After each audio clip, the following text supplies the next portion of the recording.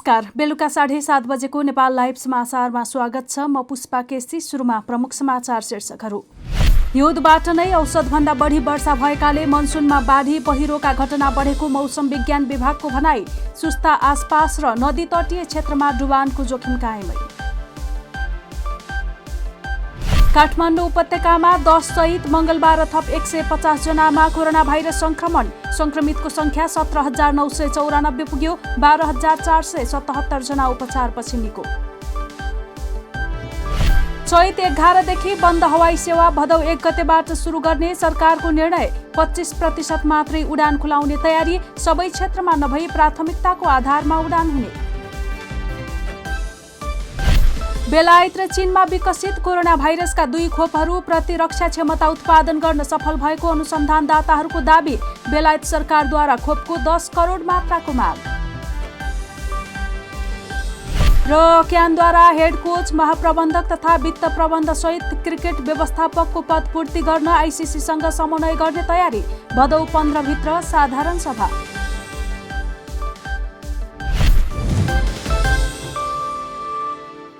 अब समाचार विस्तारमा। हिउँदबाट नै औसतभन्दा बढी वर्षा भएकाले मनसुनमा बाढी पहिरोका घटनाहरू बढेको मौसम विज्ञान विभागले जनाएको छ। हिउँदमा औसतभन्दा 230% बढी वर्षा भएको र मनसुनमा समेत 130% बढी वर्षा भएकाले पहिराका घटनाहरू बढेको विभागले जनाएको हो। विभागका महानिर्देशक सरजु वैद्यले हिउँदको वर्षाले जमिन भिजेको र गलिसकेका कारण मनसुन सुरु हुने बित्तिकै ठाउँ ठाउँमा घटनाहरू घटेको बताएका छन्। ऊर्जा, जलस्रोत तथा सिँचाइ मन्त्रालयमा भएको नियमित पत्रकार सम्मेलनमा महानिर्देशक वैद्यले साउन 9 गतेसम्म मनसुन सक्रिय रहने र त्यसपछि क्रमिक रूपमा वर्षा कम हुने बताएका छन्। विगत 3 दिन यता प्रदेश नम्बर 2, 5 र गण्डकी प्रदेशमा 150 देखि 200 मिलिमिटर पानी परेको छ। मनसुन सुरु भए ता प्रदेश नम्बर 1, 2 र 5 मा औसतभन्दा 200% बढी पानी परेको छ। विभागले कोशी नदीको चतारा, बागमती नदीको खोकना, नारायणी नदीको देवघाटमा खतराको तह पार गरेको बताएको छ। नारायणी नदीको देवघाट, अरुणको सिमले, तमोर नदी र त्रिवेणी नदीमा जलसतह खतराको तहमा पुगेकाले सतर्कता अपनाउन महानिर्देशक वैद्यले सबैलाई आग्रह गरेका छन्। यसपालिको विन्टर सिजनमा तपाईको 230% भन्दा पनि बढी वर्षा भएको देखिन्छ यो विन्टर सिजनमा। त्यस्तै गरेर प्री मनसुनमा 130% भन्दा पनि बढी वर्षा भएको देखिन्छ भने यसपालि जब मनसुन सुरु भएदेखि नै मनसुन एक्टिभ भयो र अहिलेसम्म पनि वर्षा भइरहेको छ। यसकारण चाहिँ यसपालि विन्टर सिजन र प्री मनसुन सिजनदेखि नै पानी परेकोले हाम्रो जमिनहरू चाहिँ नि भिजेको थियो, गलिसकेको थियो। यसले गर्दाखेरि चाहिँ मनसुन सुरु हुने बित्तिकै ठाउँ ठाउँमा चाहिँ पहिरोका घटनाहरू घट्न थाले। आज सुस्ता आसपास र तटीय क्षेत्रमा डुबानको जोखिम रहेको छ। आगामी 3 दिनसम्म प्रदेश नम्बर 1, 2, 5, बागमती र गण्डकी प्रदेशका नदीहरूमा बाढीको जोखिम रहेको विभागले जनाएको छ।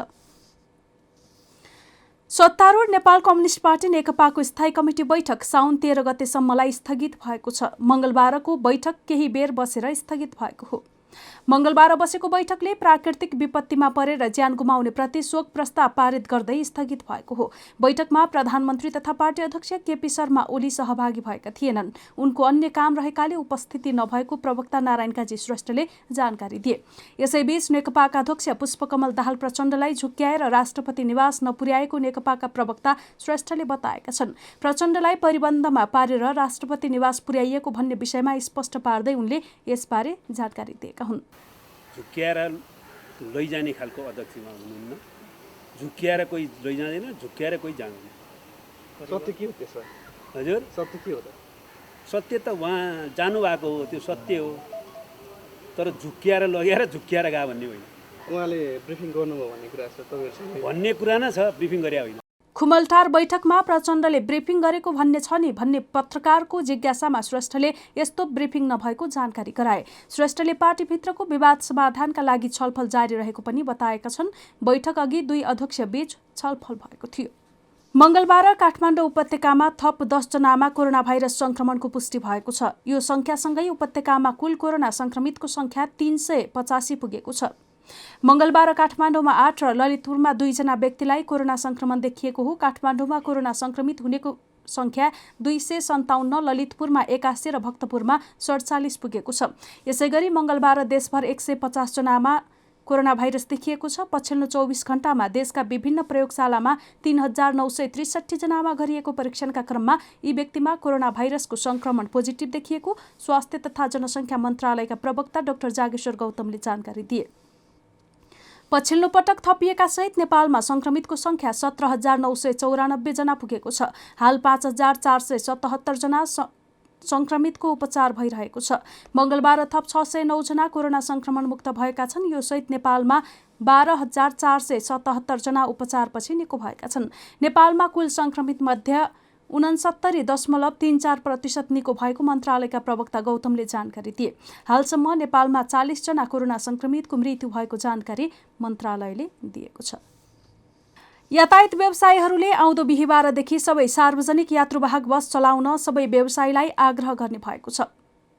नेपाल यातायात व्यवसायी राष्ट्रिय महासङ्घले मङ्गलबार पत्रकार सम्मेलन गरी यस्तो आग्रह गरेको हो। सोमबार यातायात व्यवस्था विभागका महानिर्देशक, नेपाल यातायात व्यवसायी राष्ट्रिय महासङ्घ, 3वटा ट्रेड युनियनहरू, नेपाल यातायात स्वतन्त्र मजदुर सङ्गठन, अखिल नेपाल यातायात मजदुर सङ्घ र नेपाल यातायात मजदुर सङ्घ महानगरीय ट्राफिक प्रहरी महाशाखा बीच छलफल भएको थियो।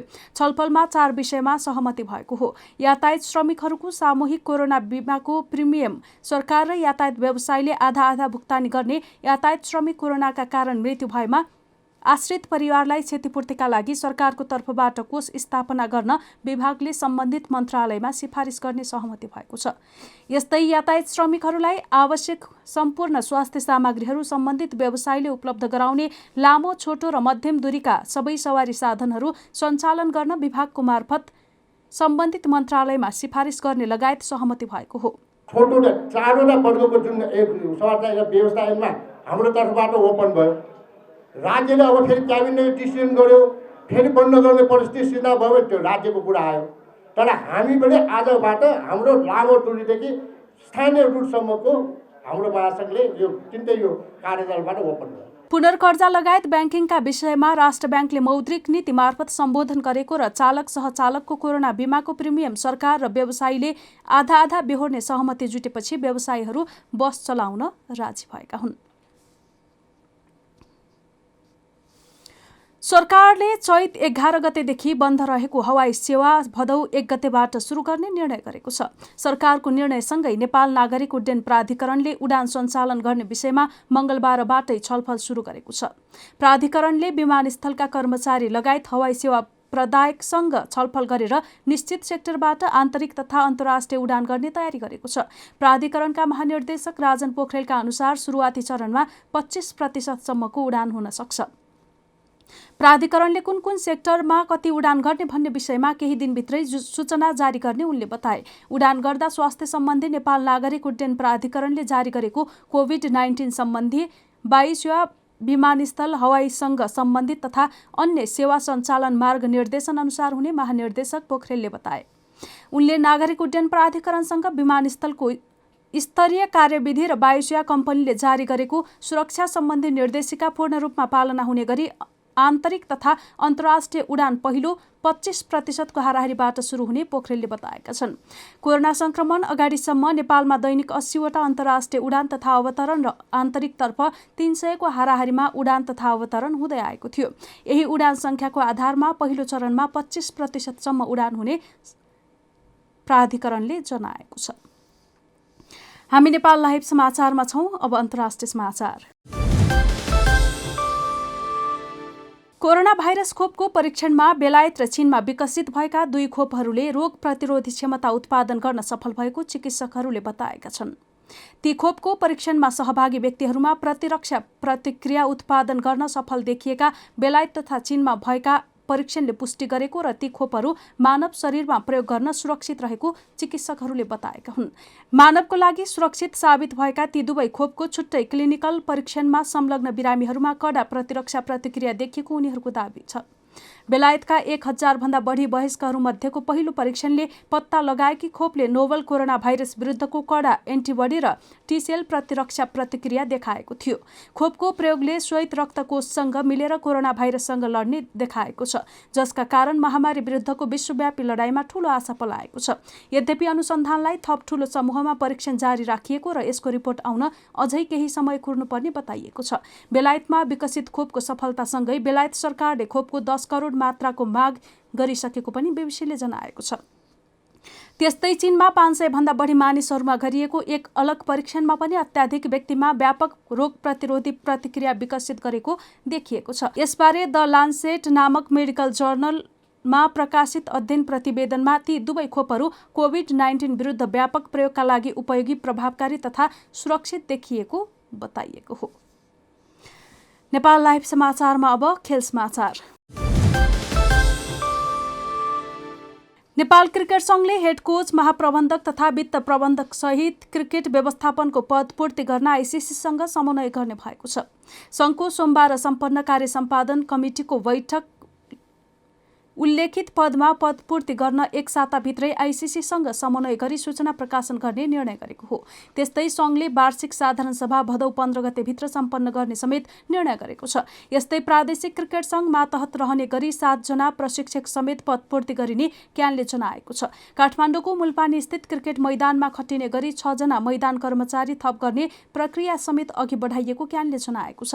पोखरा, भैरहवा र वीरगञ्जमा एक जना क्रिकेट पिच क्युरेटर नियुक्त गर्ने निर्णय गरेको क्यानले राष्ट्रिय पुरुष क्रिकेट टिमको पूर्णकालीन फिजियोको रूपमा विक्रम नेउपानेलाई नियुक्त गरेको समेत जानकारी गराएको छ। काठमाडौँको मुलपानी स्थित क्रिकेट मैदानमा खटिने गरी 6 जना मैदान कर्मचारी थप गर्ने प्रक्रिया समेत अघि बढाइएको क्यानले जनाएको छ। पोखरा, भैरहवा र वीरगञ्जमा एक जना क्रिकेट पिच क्युरेटर नियुक्त गर्ने निर्णय गरेको क्यानले राष्ट्रिय पुरुष क्रिकेट टिमको पूर्णकालीन फिजियोको रूपमा विक्रम नेउपानेलाई नियुक्त गरेको समेत जानकारी गराएको छ। टिमसँग सम्बन्धित विषयहरूको समन्वय र व्यवस्थापनको जिम्मेवारी समेत तत्कालका लागि उनैलाई दिएको बताइएको छ। संघको केन्द्रीय सदस्य जयन्ती भट्टको संयोजकत्वमा महिला क्रिकेट विकास समिति गठन गर्ने निर्णय समेत गरेको क्यानले जनाएको छ। नेपाल लाइभ समाचार सकिएको छ। समाचारको अन्त्यमा प्रमुख समाचारका शीर्षकहरू फेरि एकपटक। हिउँदबाट नै औसतभन्दा बढी वर्षा भएकाले मनसुनमा बाढी पहिरोका घटना बढेको मौसम विज्ञान विभागको भनाई। सुस्ता आसपास र नदी तटीय क्षेत्रमा डुबानको जोखिम कायमै। काठमाडौँ उपत्यकामा 10 सहित मंगलबार थप 150 जनामा कोरोना भाइरस संक्रमण। संक्रमितको संख्या 17,994 पुग्यो। 12,477 जना उपचारपछि निको। चैत 11 देखि बन्द हवाई सेवा भदौ 1 गतेबाट सुरु गर्ने सरकारको निर्णय। 25% मात्रै उडान खुलाउने तयारी। सबै क्षेत्रमा नभई प्राथमिकताको आधारमा उडान हुने। बेलायत र चीनमा विकसित कोरोना भाइरसका 2 खोपहरू प्रतिरक्षा क्षमता उत्पादन गर्न सफल भएको अनुसन्धानदाताहरूको दाबी। बेलायत सरकारद्वारा खोपको 10 करोड मात्राको माग। र क्यानद्वारा हेड कोच, महाप्रबन्धक तथा वित्त प्रबन्ध सहित क्रिकेट व्यवस्थापकको पद पूर्ति गर्न आइसिसीसँग समन्वय गर्ने तयारी। भदौ 15 भित्र साधारण सभा। नेपाल लाइभ समाचार आज यति नै। हाम्रो सबै कार्यक्रम युट्युब, फेसबुक, ट्विटर र हाम्रो वेबसाइट नेपाललाइभ.com मा पढ्न र हेर्न सक्नुहुनेछ। नमस्कार।